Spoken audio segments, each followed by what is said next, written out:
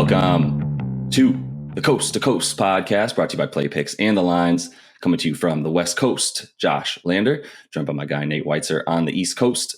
We got a little 5-game slate tonight in the NBA. In this one, we are taking a look at the Hawks playing host to the Cleveland Cavaliers. So we are liking some points in this one. Nate does have his great article up on playpicks.com with some best bets and player props in there for you. And make sure to like and subscribe to that page, as we got a couple other videos up for you today. And head over to thelines.com. Make sure you're checking out that player props tool as well as the odds checker. Make sure you're getting the best juice available on all of your NBA bets tonight.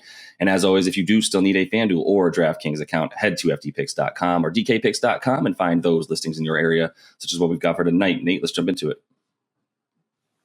Yeah, the spread has only barely moved. The Hawks are up to -6 from -5, but that total in this game opened at 220. It's been bet up to 227 already.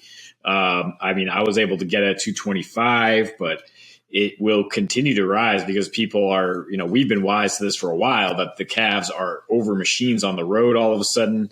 Now they're missing Evan Mobley on top of Jared Allen. So people are wise to that trend. The Hawks have been lighting it up as well. They're on a back-to-back. So that over is going to keep going up. We'll talk about how to bet that game. Looking at the other 4 games on the slate, Sixers are -10 at the Pistons, who have covered in 15 of their last 17 as underdogs. The Bucks are +1.5 at Brooklyn. We'll break that game down for you. That total is also climbing. It's up at 243.5 right now at FanDuel. Pretty astronomical there. The Clippers are +2.5 at the Bulls, as they just got Paul George back and earned a win on Tuesday. And then the sputtering Jazz -13 as they finally go back home after that rough 6-game roadie and look to snap their skid against the struggling Lakers, with LeBron and AD out in that one. The Cavs are struggling defensively, as we've pointed out for a while now. Even when they had those 2 big rim protectors, they were just awful guarding the 3-point line. Now that's continued, along with them struggling to protect the rim.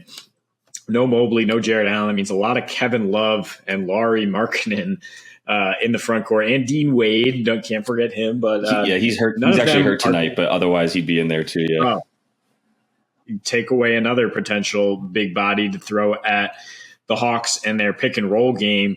Trae Young has been leading them on an elite rate. They have a 131 offensive rating as a team, and Trae has an individual 142 offensive rating while they've won their last three in a row here. He could have a field day just feeding Clint Capella with the Cavs having no rim protection here.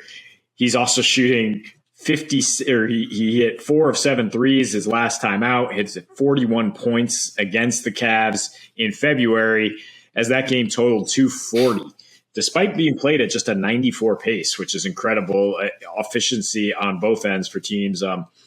The Cavs have maintained their offensive efficiency thanks to Darius Garland, who I still believe should be the most improved player of the year. John Morant was already an all-star. He should not be most improved player, but that's just my take. The Cavs have gone over in 6 of their last 8 on the road, 5 of their last 6 with a 121 defensive rating in that span, allowing 115. Their pace is up on the road. They're a lot more reliable in terms of going over when they go away from Cleveland, and pretty reliable when they face a team that can score and score from the outside. The last thing to look at with Atlanta after lighting up OKC last night is they continue to have a better offense without John Collins and worse defense. Their offensive rating now in 9 games, home games without JC, is 125. They're scoring 122 points per game and shooting nearly 40% from 3. The Cavs happen to be allowing 40% from 3 while dropping 10 of their last 15 road games. So, there's a lot of reasons to like Atlanta's offense here. I think the total is probably going to close or climb to 229, 230 by the time this airs. I think at that point you do have to tease it, and I would like to get the Hawks down to -2 since they're on a back-to-back here. Cleveland's been keeping games close. We could see just a backdoor cover, a very close finish here.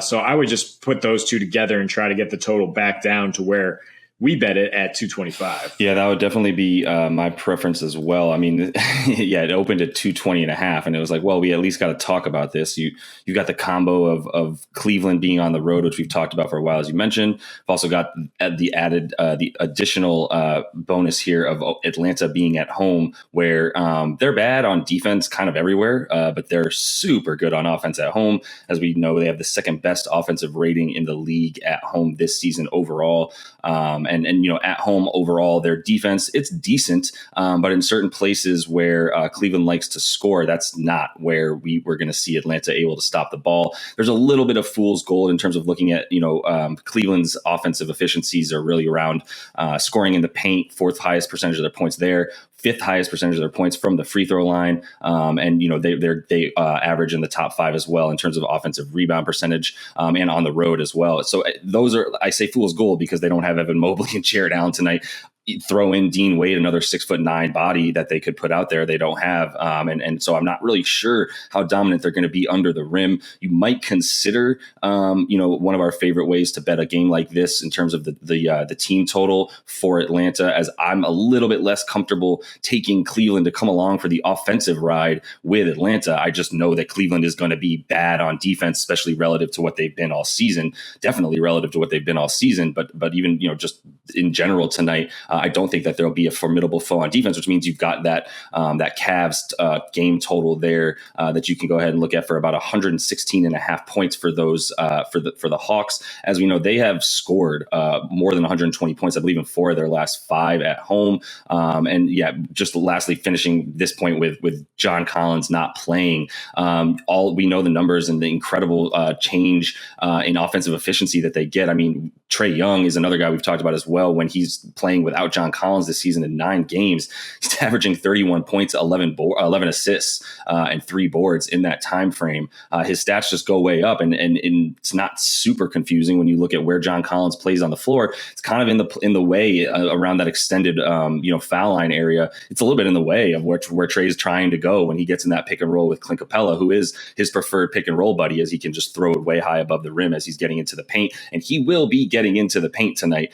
Darius Garland is not exactly a showstopper on defense against opposing point guards, and then, like we said, without 2 trees standing down low for them in Cleveland, that's going to cause a lot of problems for them to be able to stop that pick and roll. And that 3-point defense remains horrible, while their interior defense has also diminished. And yeah, it's weird, but in their last 9 home games specifically without John Collins this season, they are 7-2 straight up. The Hawks, they've got 125 offensive rating and scoring 122 points per game on 39% from 3. That's pretty ridiculous, as well as the fact that they have 118.5 defensive rating in those 9 without him as well. So it all leads to points. I like it at 225 for sure. Like you said, 227.5 and above starts to get a little bit dicey. You can consider the Hawks team total there, or perhaps a money line, a teaser if you felt it, because you wanted to take that Hawks.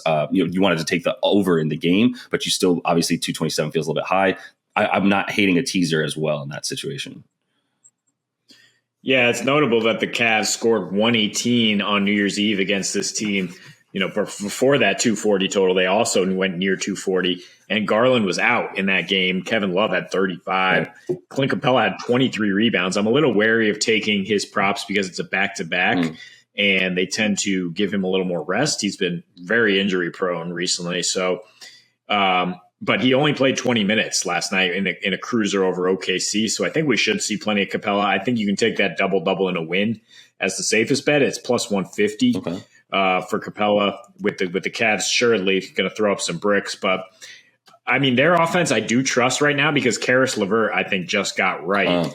He had close to 30 in his last outing, along with Garland, who's really been incredibly consistent, hitting that 35 points and assists almost every time out. Had no trouble scoring on Young coming right back, but Trae has 35 and 41 his last 2 outings against this team, and 46 points and 21 points his last 2 games on 0 days rest. He's hit at least 3 threes in 4 straight and in 8 or 9 of his last 10 on 0 days rest. So he kind of sees the basket a little bit better when he's just played. And so I would look at that as another potential angle. Yeah, his odds are extremely short for him to get 3 threes. It's minus 170, but if you think he hit 4 plus 168, don't hate that at all. But yeah, I think 30 and a win for Trey is reasonable. I think there's a lot of ways to get some action on just that Trey and Clint Capella pick and roll, but don't leave out Bogdan Bogdanovic, who's been red hot lately as well. He seems to thrive with JC out as that